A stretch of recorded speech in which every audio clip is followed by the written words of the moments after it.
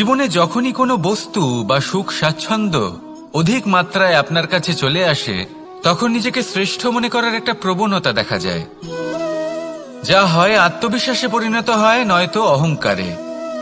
এবার আত্মবিশ্বাস আর অহংকারের মধ্যে অনেক বড় পার্থক্য রয়েছে। আমি এটা করতে পারি, আমি ওটাও করতে পারি, এ হলো আত্মবিশ্বাস।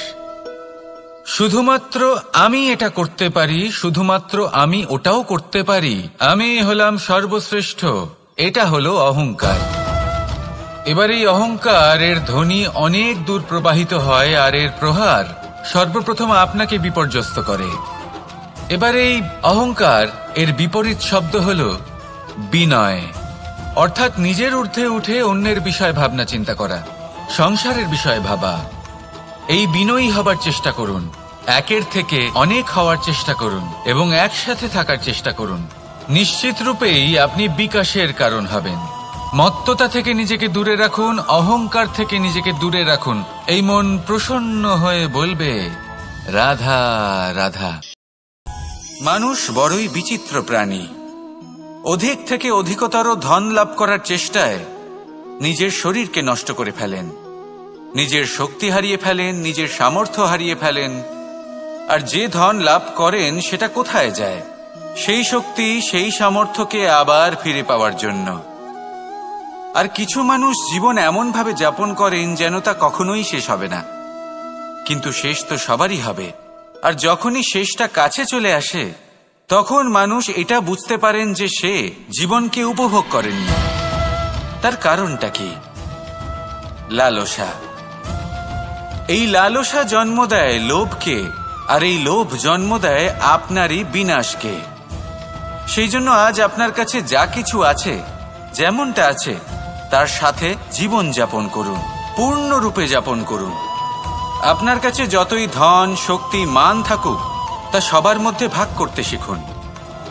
ভাগ করলে ভালোবাসা বাড়ে, আর এই ভালোবাসা দ্বারা জীবন আরো সুখময় হয়ে ওঠে। তাহলে আসুন আর আমার সাথে ভালোবেসে বলুন, রাধা রাধা।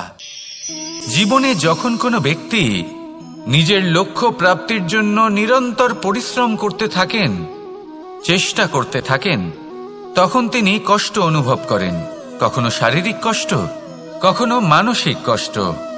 এবার উনি এটা ভাবতে থাকেন যে আমি কি উচিত করছি নাকি অনুচিত করছি।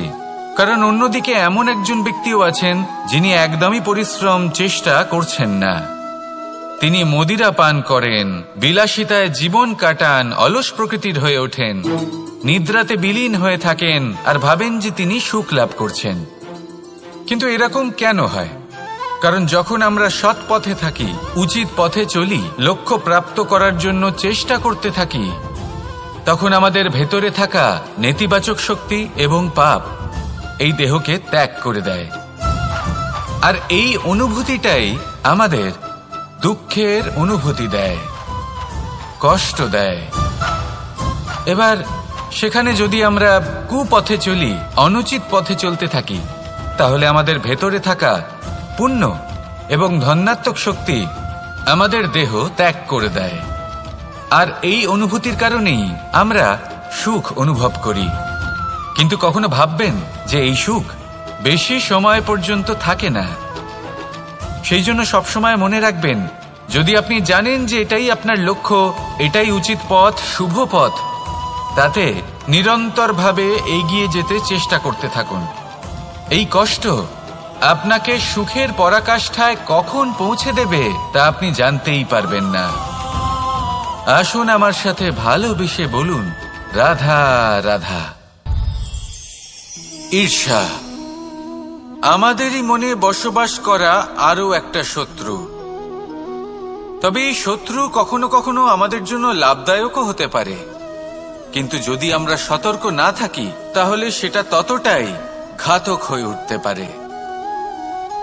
যদি আপনার কোনো প্রতিদ্বন্দ্বী থেকে থাকে যে এগিয়ে চলেছে, তাকে দেখে আপনার মনে ঈর্ষা উৎপন্ন হয়, আর ঈর্ষাবশত আপনি নিরন্তর চেষ্টা করতে থাকেন, পরিশ্রম করতে থাকেন সামনে এগোনোর জন্য, তাহলে তার দ্বারা আপনার বিকাশই হবে।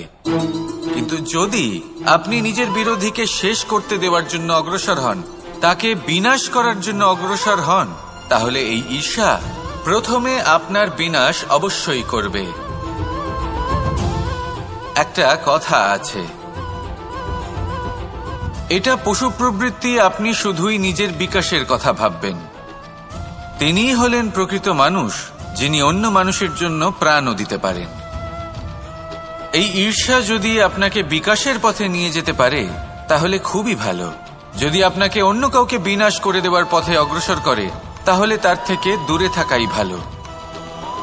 যেমন ধরুন, আপনার কাছে একটা সূচ আছে যার দ্বারা আপনি ছেঁড়া কাপড়ও সেলাই করতে পারবেন বা অন্য কারোর পাত্রে ছিদ্রও করে দিতে পারবেন। আপনি কি চাইবেন, নিজের বিকাশ নাকি অন্য কারোর বিনাশ? সিদ্ধান্ত আপনারই। আসুন আর আমার সাথে ভালোবেসে বলুন, রাধা রাধা। বিষ এবং অমৃত, এর ভিত্তিতেই সংসার চক্র চলতে থাকে। যখন সমুদ্র মন্থন হয়েছিল তখন এই দুই প্রাপ্ত হয়েছিল। প্রথমে বিষ পাওয়া গেল, তারপর অমৃত। জীবন মন্থন করলেও এগুলো লাভ করা যায়। এবার এই যে বিষ, তা হলো অমৃতের থেকে অনেক বেশি শক্তিশালী এবং সেই জন্যই অনেক বেশি ঘাতকও। এবার বোঝার চেষ্টা করি এই বিষ আসলে কি। যে কোনো বস্তু বা কোনো ভাব যদি মাত্রার থেকে বেশি পরিমাণে আপনার কাছে থাকে, প্রয়োজনের থেকে বেশি আপনার কাছে থাকে, তাহলে সেটা আপনার কাছে বিষ সমান হতে পারে। তা সে ধন হোক, শক্তি হোক, সম্মান হোক, ইত্যাদি ইত্যাদি। যদি আপনার কাছে এমন কিছু থেকে থাকে যা মাত্রার থেকে বেশি পরিমাণে আপনার কাছে আছে, তাহলে তাকে ভাগ করতে শিখুন। যদি আপনি ভাগ করতে শিখে যান তাহলে এই বিষই আপনার জন্য অমৃতে পরিণত হবে, আর তাদের কাছেও অমৃত সমান হয়ে উঠবে যাদের এই সাহায্যের প্রয়োজন। তাহলে ভাগ করে নিতে শিখুন আর আমার সাথে ভালোবেসে বলুন, রাধা রাধা। কোনো বাড়িতে, কোনো পরিবারে যখন কারোর জন্ম হয় তখন তা কত সুখের মুহূর্ত হয়। সেই ছোট্ট সন্তান যখন কিছুটা বড় হয়, সে হাঁটার চেষ্টা করে, আর সেই প্রক্রিয়াতেও খুব বড় একটা শিক্ষা লুকিয়ে রয়েছে, ঠেলে দেওয়া। যখন আপনি হাঁটতে চান, সামনে এগোতে চান, তখন আপনি কি করেন? নিজের পায়ের তলার যে মাটি তাকে আপনি পেছনে ঠেলে দেন। ব্যাস, এই একই জিনিস তো জীবনেও শিখতে হবে। এবার যদি আপনি জ্ঞানের পথে অগ্রসর হতে চান তাহলে অজ্ঞানতাকে পেছনে সরিয়ে দিতে হবে। যদি আপনি প্রকাশের দিকে এগোতে চান তাহলে অন্ধকারকে পেছনে সরিয়ে দিতে হবে। যদি আপনি ভবিষ্যতে সফল হতে চান তাহলে অতীতের যে অসফলতাগুলিকে পেছনে সরিয়ে দিতে হবে। যে জল বইতে বইতে থেমে যায় তাকে আমরা নালা বলে থাকি, তার থেকে দুর্গন্ধ বের হয়। কিন্তু যে জল বইতেই থাকে তাকেই আমরা পবিত্র জল বলি। তাহলে আপনিও কর্ম করতে থাকুন, কখনো থামবেন না। আর আমার সাথে ভালোবেসে বলুন, রাধা রাধা। যোগাসন। যোগাসনে আসন অত্যন্ত গুরুত্বপূর্ণ। এবার আমি বলবো সবথেকে শ্রেষ্ঠ আসন কোনটি। আশ্বাস। নিজেকে আশ্বস্ত করতে থাকুন যে আমি আছি, সব ঠিক হবে, যা হচ্ছে ভালোর জন্য হচ্ছে। এই আশ্বাস আপনাকে জীবনে এমন ধনাত্মক বিশ্বাস দেবে যে আপনি বড় বড় সমস্যার সমাধান করতে পারবেন। এবার যদি কথা বলি সবথেকে কঠিন সময়ের, তাহলে সেটা হলো বিচ্ছেদের, যা মা সীতাকে সহ্য করতে হয়েছে শ্রীরামের জন্য, রাধা কৃষ্ণকেও সহ্য করতে হয়েছে। যে ব্যক্তি বিচ্ছেদের সময় সঠিক পথে চলে এসেছে সে জীবনে অনেক শ্রেষ্ঠ স্থানে অবশ্যই পৌঁছতে পারবে। এবার যদি কথা বলি সবথেকে জরুরি এবং গুরুত্বপূর্ণ সময়ের, তাহলে সেটা হলো সংযোগ। সকলকে সাহায্য করতে থাকুন। আপনি অন্যদের সাহায্য করে তাদের যত আনন্দ দিতে পারবেন ততটাই আনন্দ আপনারও জীবনে অবশ্যই আসবে। আসুন আর আমার সাথে ভালোবেসে বলুন, রাধা রাধা। কামবোধ, এটাই আপনার অন্তরের প্রথম শত্রু। বেশিরভাগ মানুষই কামবোধ বলতে লালসা বোঝেন, কিন্তু এটা সম্পূর্ণ সত্য নয়। কামের আসল অর্থ হল কামনা। এটা খুবই সহজ ব্যাপার। মনুষ্য শরীর থাকলে, মানুষের মন থাকলে এই কামনা অবশ্যই থাকবে। এবার এটাই দেখতে হবে যে এই কামনা নেতিবাচক কামনা নাকি ইতিবাচক কামনা। অন্য কারোর জিনিসে নজর দেওয়া, অন্য কোনো মানুষের উপর নজর দেওয়া, কোনো অনুচিত বস্তুর দিকে নজর দেওয়া, এই নেতিবাচক কামনা। আর এই দুষ্কামনা মানুষকে দিয়ে অপকর্ম করাবেই করাবে। তাই মনে রাখবেন, যে ব্যক্তি নিজের কামনাকে নিয়ন্ত্রণে রাখতে পারেন তিনি সঠিক পথেও থাকেন, সঠিক লক্ষ্যে পৌঁছতেও পারেন। যিনি কামনা নিয়ন্ত্রণে রাখতে পারেন না তিনি তার পথও হারিয়ে ফেলেন এবং লক্ষ্যচ্যুতও হন। তাই মনে রাখবেন, নিজের কামনাগুলিকে নিয়ন্ত্রণে রাখুন। কাম নামক এই শত্রুর ওপর বিজয় লাভ করুন। আর আমার সাথে ভালোবেসে বলুন, রাধা রাধা। ক্রোধ আপনার অন্তরের আরও একটা শত্রু। এই ক্রোধ আসলে কি? আপনার মনের এক ভাবনা, যা আপনার মনেই উৎপন্ন হয়। এই মন আত্মার সাথে যুক্ত থাকে।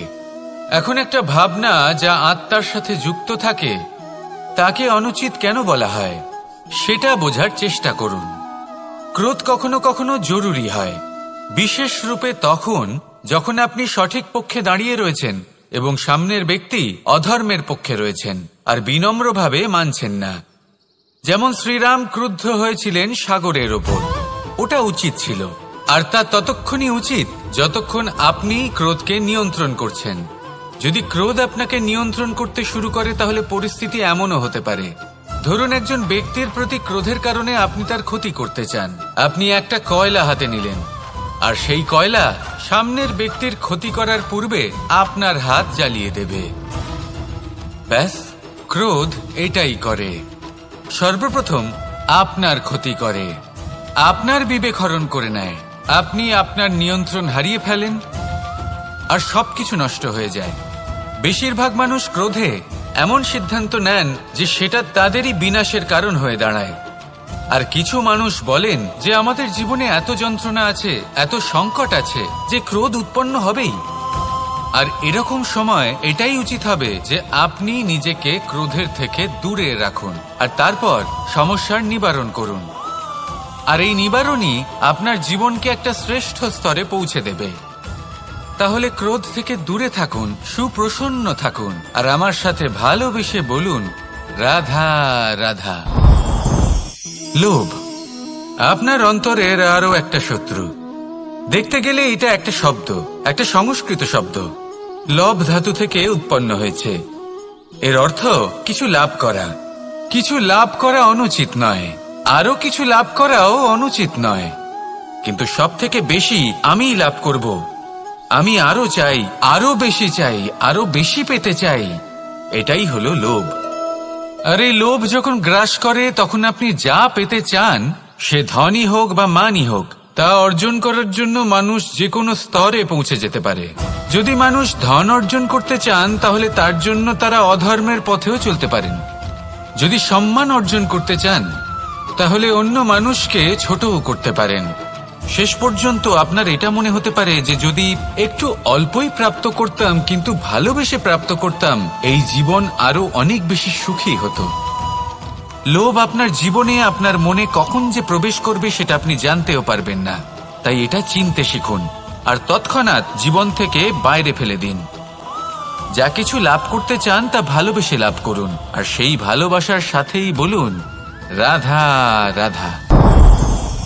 মোহ আপনার অন্তরের আরো একটা শত্রু। এবার মানুষ প্রেম আর মোহের মধ্যে পার্থক্য বুঝতে পারে না।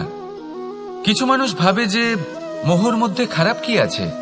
যদি কোনো মানুষের তার বাবা মার প্রতি, তার সন্তানের প্রতি মোহ থাকে তবে খারাপ কি আছে? খারাপ আছে, আর সেটা তাদের জন্য খারাপ হতে পারে যাদের প্রতি আপনার এই মোহ আছে। এবার মোহ আর প্রেমের মধ্যে পার্থক্য আপনাকে বোঝাচ্ছি। মোহ শুধুমাত্র পেতে চায়, সেখানে প্রেম শুধুমাত্র দিতে শেখায়। এই দুই পরিস্থিতিতেই আপনার হাত প্রসারিত থাকে। মোহের ক্ষেত্রে কোনো বস্তু বা কোনো ব্যক্তিকে লাভ করার জন্য, আর প্রেমে শুধুই প্রদান করার জন্য। মোহর বশে আপনার পায়ে বাঁধন পড়ে যেতে পারে। যদি মাতা পিতার তার সন্তানের প্রতি মোহ থাকে, তাহলে তারা তাদের সন্তানকে কখনো দুঃখে, চিন্তায়, যন্ত্রণায় দেখতেই পারবে না। সেই জন্য তারা সন্তানকে বেঁধে রাখতে চান একটা সুরক্ষিত ক্ষেত্রে, যেখান থেকে না তারা সংসারকে দেখতে পায়, না পরখ করতে পারে, না কিছু শিখতে পারে, না বিকট পরিস্থিতির সম্মুখীন হতে পারে। ঠিক যে কারণে তারা দুর্বল হয়ে পড়ে, অজ্ঞানী হয়ে ওঠে। তাদের বিকাশ সেখানেই স্তব্ধ হয়ে যায়, আর সেখানে প্রেম শুধুমাত্র বিকাশের পথে নিয়ে যায়। মা বাবা যদি সন্তানকে ভালোবাসেন, তাহলে তাকে ছেড়ে দেন যে যাও সংসারকে দেখো, পরখ করো আর শেখো। কিভাবে এর সাথে লড়াই করতে হবে সেটা নিজে শেখো। নিজের শক্তি নিজেই বাড়িয়ে তোলো, নিজের পথ চয়ন করো। সেই জন্য এই মোহর শিকল ভেঙে ফেলুন আর প্রেমকে আপন করে নিন। আর এই প্রেম দ্বারাই বলুন, রাধা রাধা।